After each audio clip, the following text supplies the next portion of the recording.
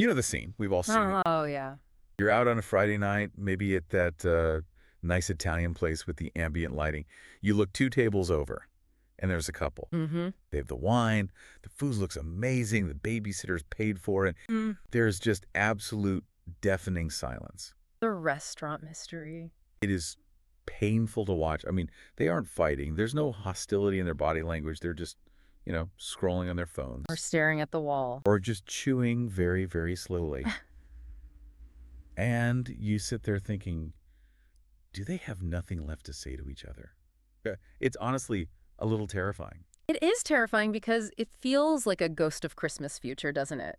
It's the manifestation of a very specific, very common fear. Which is what? The fear that you might wake up one day, look at the person sleeping next to you, the person you pledged your entire life to, and realize you are sleeping next to a total stranger. That is exactly the feeling we are unpacking today. That moment of panic where you think, wait a minute, this isn't who I dated, this is not who I married. Yeah. So it begs the investigative question. Was it a scam? I mean, did we get duped? Or, and this is the thesis we're going to explore today, is that stranger in your bed actually the result of, let's call it, data negligence? Data negligence. Okay, I like that. Before we get to the verdict, lay out the evidence for us. What sources are we working with? We have a massive stack today. We are pulling from the heavy hitters of relationship science and theology. Okay.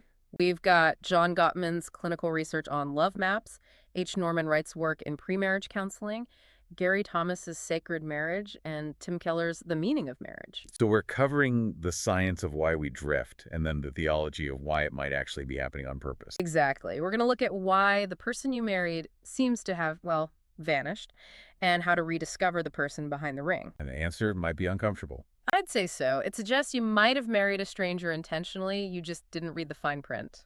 Let's start with the scam theory, though, because I think that's where the emotion is for most people. Of course, the feeling of being tricked. It feels like you bought a luxury car, you drove it off the lot, and 3 years later it somehow turned into a unicycle. The bait and switch. Yeah, it feels like false advertising. H. Norman Wright talks about this in 101 Questions to Ask Before You Get Engaged. He brings up that old show tune. Getting to know you, a classic. Right. And he says it's the best marital advice that everyone completely ignores. We do. We think we know them because we're in love with them. But Wright argues, and other sources like Seven Secrets back this up, that during dating, we aren't actually revealing our true selves. We are in marketing mode. It's the best foot forward phenomenon, but it's deeper than just trying to look good. In psychology, we talk about the chemical cocktail of infatuation. The dopamine, the oxytocin. All of it. It literally, on a biological level, blinds you to reality. You aren't seeing the whole person. You're seeing a projection of your own desires mixed with their absolute best behavior. So we're projecting an idealized lie onto them. Is that what you're saying? Lie is a strong word, but essentially, yes, you aren't interacting with the person, you're interacting with their representative. Oh, I know the rep. The rep is great. The rep opens doors. The rep loves your favorite movies. The rep never, ever leaves wet towels on the floor. Never. But here is where the stranger comes in. It's not that they changed into a stranger after the wedding. It's that the representative finally clocked out. And the real person clocked in? Gary Thomas gives a really specific, almost painful example of this in Sacred Marriage.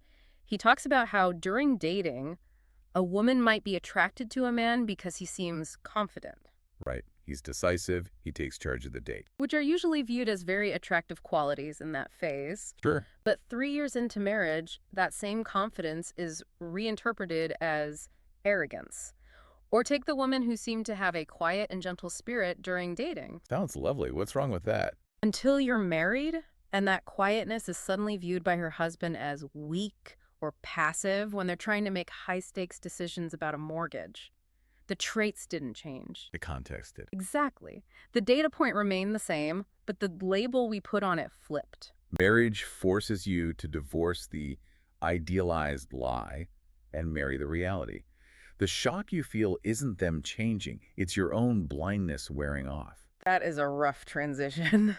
But surely it's not just about the initial bait and switch. Because even if you know someone pretty well, let's say you dated for years, you lived together, 10 years later, they still seem different. It feels like they drifted away. And this brings us to the science of the drift. This is where John Gottman is absolutely essential. He talks about something called love maps. Love maps. It sounds a bit like a pirate treasure hunt. In a neurological sense, it kind of is. A love map is the specific part of your brain where you store information about your partner's life. Okay. Their history, their preferences, their worries, their dreams. It's the database of their existence. And the problem is we just stop collecting data. We stop allocating cognitive room. Think about when you were dating, you were obsessed with this data. Oh, totally. What's your favorite color? Who was your best friend in third grade? What are you afraid of? You were building a massive detailed map because you were fascinated. You wanted to consume every detail. And you have the time. And then you get married, you get busy, you get jobs, you have kids. And the brain prioritizes other data, survival data, logistics. Right. Who needs to be kicked up at soccer practice? You stop updating the map. You assume that because you knew them in 2015, you know them in 2025. You're just relying on cached data. It feels like, okay, imagine a computer operating system. Go on. You marry a spouse version 1.0, and you write the manual for version 1.0. Yeah. You know which buttons to push. You know how to troubleshoot. But people get software updates all the time. Life updates them. Trauma updates them. New jobs update them. That's right. So now you're living with spouse version 3.0, but you're still trying to operate them using the version 1.0 manual.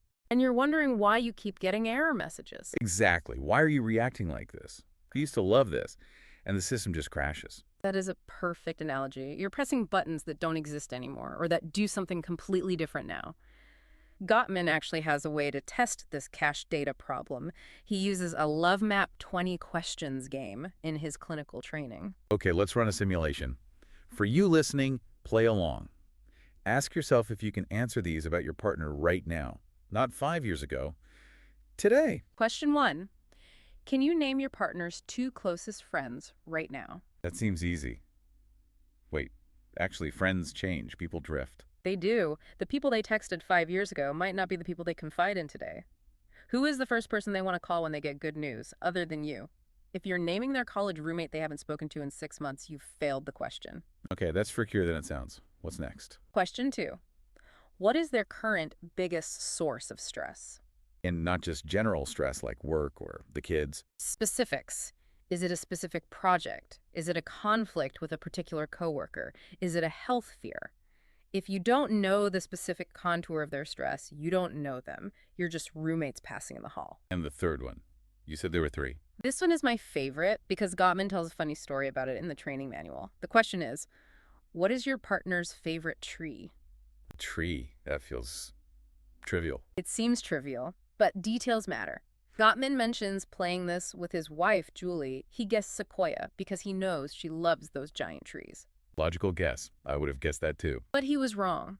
She liked them, but they weren't her favorite. It was something else entirely. The point isn't the tree. The point is the realization that there are vast landscapes of your partner's inner world that you might be guessing at rather than knowing. And if you fail that quiz, it's not just an oops, it's a diagnostic.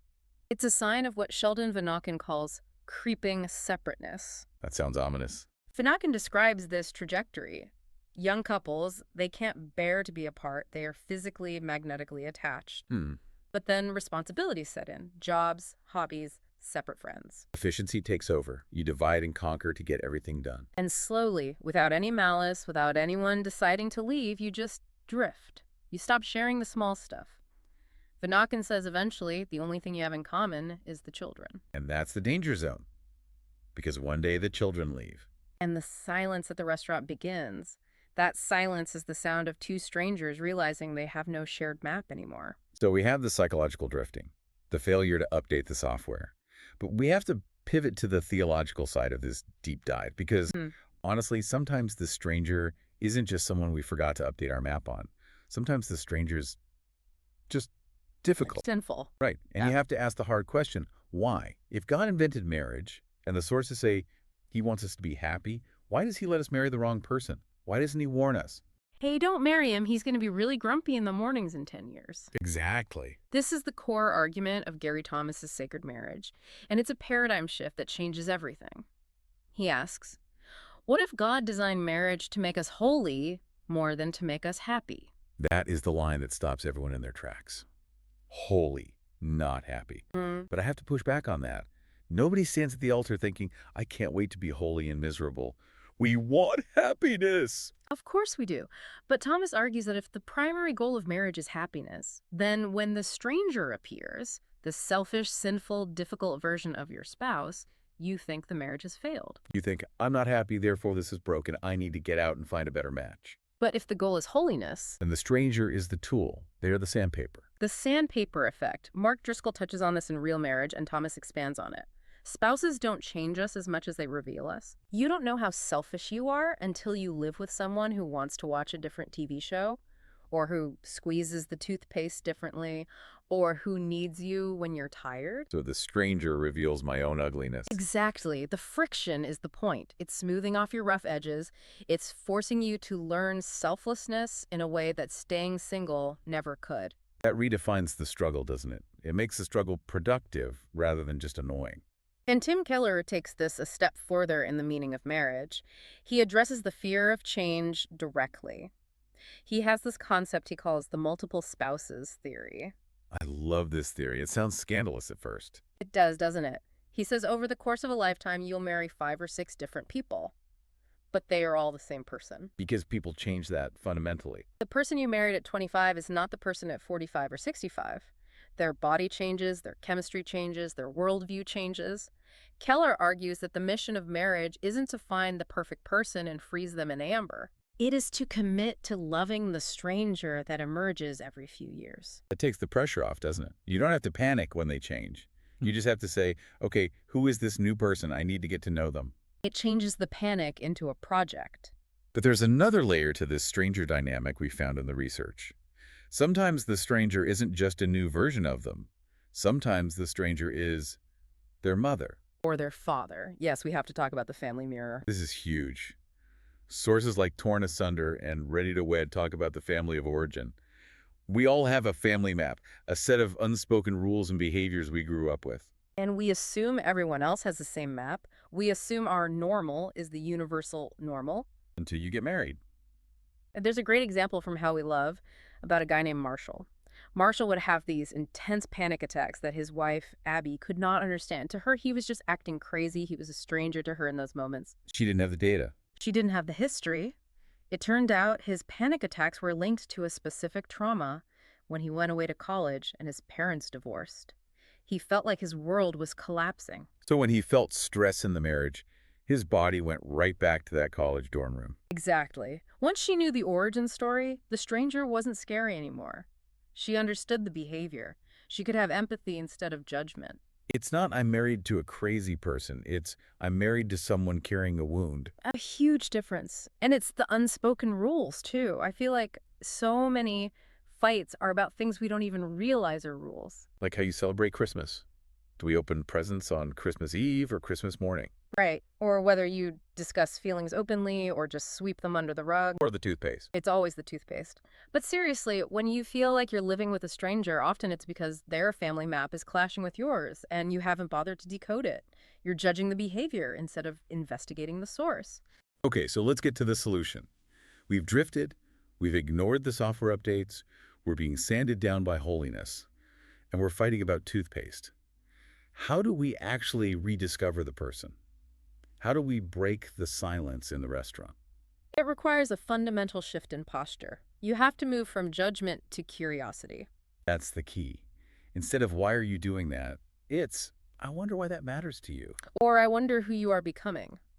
Gottman suggests a very practical tool for this.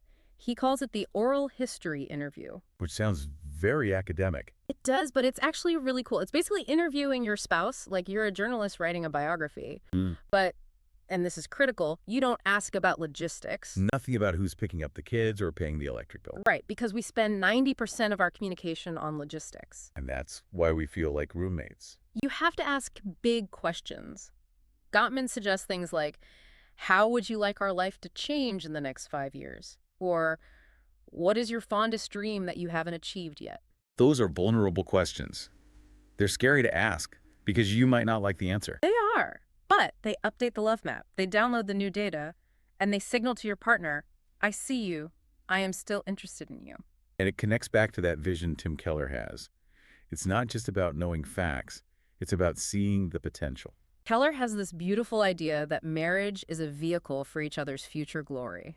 The goal is to look at your spouse, even the messy, stranger version of them, and see the new self that God is creating. To be able to say, I see who God is making you, and it excites me. That is the antidote to the drift. You aren't just tolerating the stranger, you are actively participating in their becoming. You are the witness to their evolution. It really changes the vibe of the restaurant mystery couple we started with. If they were doing this, they wouldn't be silent. They'd Yeah. be interviewing each other. I'll be saying, tell me something I don't know about you. So let's wrap this up. What does this all mean for the listener who is maybe lying in bed tonight, looking at the back of their spouse's head and feeling that distance? It means you shouldn't panic. The distance isn't the end, it's an invitation. Marriage isn't a static state of being settled. It's a lifelong investigative journalism piece. I love that image. You're on assignment. You are. And if you feel like you're sleeping next to a stranger, don't roll over and go to sleep. Introduce yourself. Start asking questions. Because the person you married is still in there, but they're also someone completely new. And that new person is worth getting to know. We'll leave you with this thought to mull over. It's a synthesis of everything we've read today. Marriage isn't about finding the right person. It's about being the right person who is willing to get to know the same person over and over again. That's the work, and that's the joy. Thanks for diving in with us. See you next time.